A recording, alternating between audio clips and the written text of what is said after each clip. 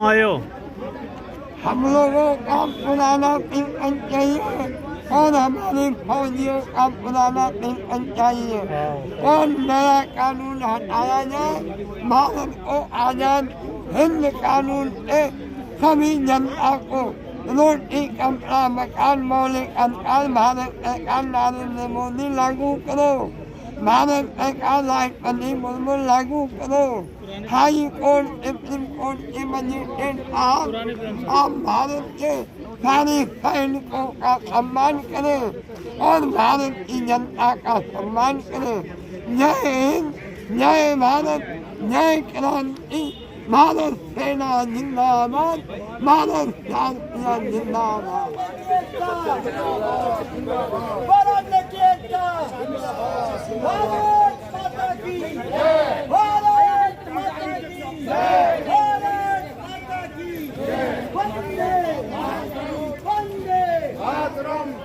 तो उधर से जाएंगे दूसरे देश से, वहाँ से भी जाएंगे। 40 सालों की मेहनत को जो है ये मुड़ गया है।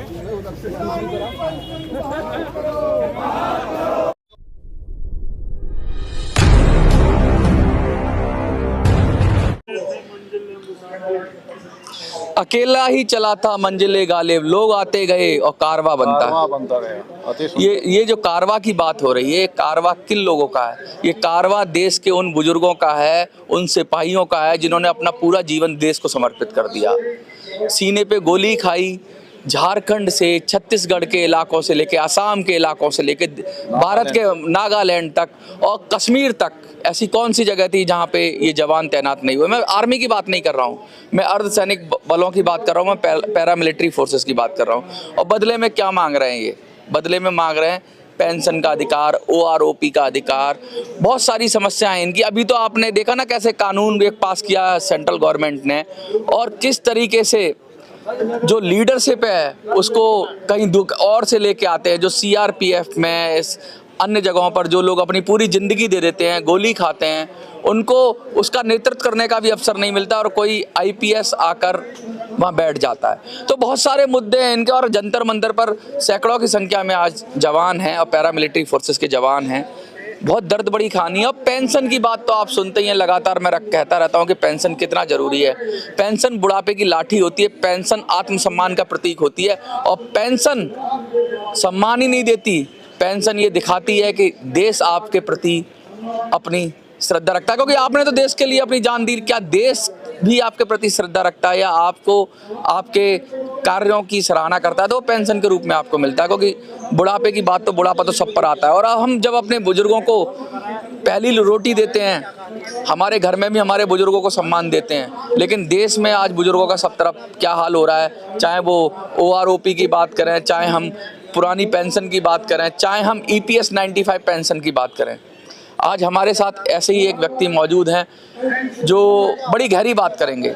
और मैं तो कहूँगा, इन्होंने एक व्यंग्य किया, एक चुटकुला कहा, लेकिन मुझे वो चुटकुला नहीं लगा, मुझे बड़ा वो मार्मिक बात लगा, मार्मिक प्रसंग लगा। तो मैं इनका नाम जानना चाहूँगा और जानकर वहीं से शुरू करेंगे कि इन्होंने वो चुटकुले के माध्यम से कह क्या रहे थे।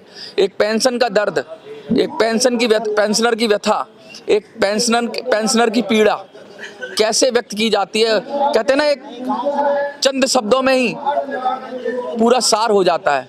तो आइए हम इनसे बात करते हैं। सर, नाम क्या है आपका? नमस्कार।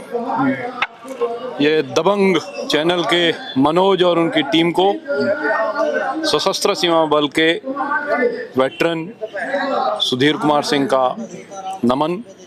मैं सुधीर कुमार सिंह हूँ, सशस्त्र सीमा बल से 2025 मई 31 को सेवानिवृत्त महानिरीक्षक सशस्त्र सीमा बल सिलीगुड़ी से मैं रिटायर हुआ। वहाँ पर फ्रंटियर SSB सिलीगुड़ी को कमांड करता था। और आज के दिन जब हम बंगाल में एक बदलाव की लहर देख रहे हैं, तो मैं अपने दिल की बात कहना चाहूँगा कि उसकी पृष्ठभूमि लिखने के संदर्भ में एक गिलहरी स्वरूप प्रयास सशस्त्र सीमा बल सिलीगुड़ी का 2024 से आगाज, जिसके बाद बदलाव की हवा पूरे बंगाल में बहना शुरू हुई। बात कर रहे थे एक प्रसंग की, शायद आपको गुदगुदाए, तो मैं वहीं से शुरुआत करना चाहूँगा। एक रिटायर्ड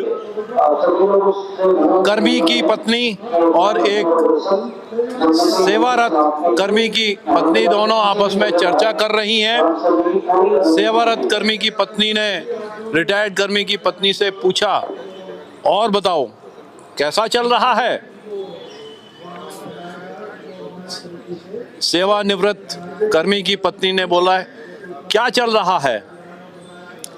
इनकम आधी और दखल दुगना। क्या मतलब? पूछा गया। उन्होंने जवाब दिया, इनकम तो पेंशन ने आधी कर दी और घर में दिन भर सिर के ऊपर बैठे रहते हैं, दखल दुगना हो गया है। और क्या चलेगा? तो यही परिस्थिति, यही व्यथा है एक बुजुर्ग की। यही व्यथा एक पेंशन ग्राही वृद्ध की, एक कर्मी की होती है, लेकिन उसमें लाचारी कहीं पर भी नहीं है। सब अच्छा है, स्वास्थ्य अच्छा है और हम देश के प्रति आज भी समर्पित हैं। बात कर रहे थे कि हम यहाँ पर तीन मूर्ति भवन पर क्यों आए।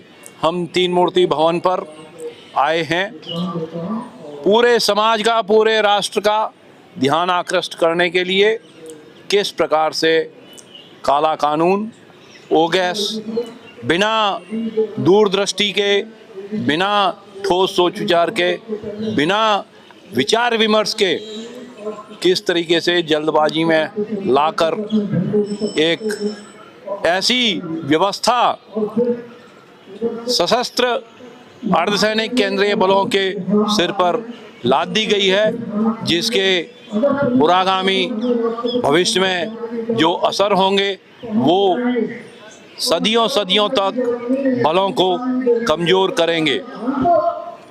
क्या हासिल किया इस एक्ट ने, ओगैस 2025?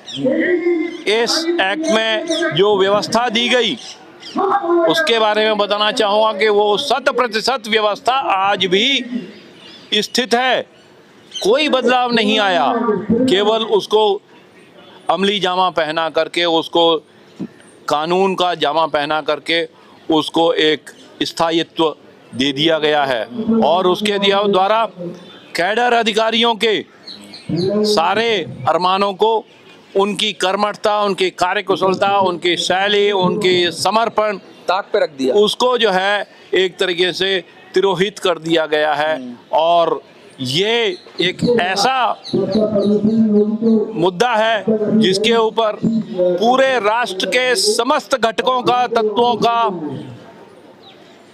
दृष्टि जानी चाहिए, इसका विश्लेषण होना चाहिए, पुनर्विश्लेषण होना चाहिए, अवलोकन होना चाहिए, इसकी सार्थकता के ऊपर जो है सवाल उठने चाहिए और आवश्यकता है उसका कानूनी रिव्यू भी होना चाहिए।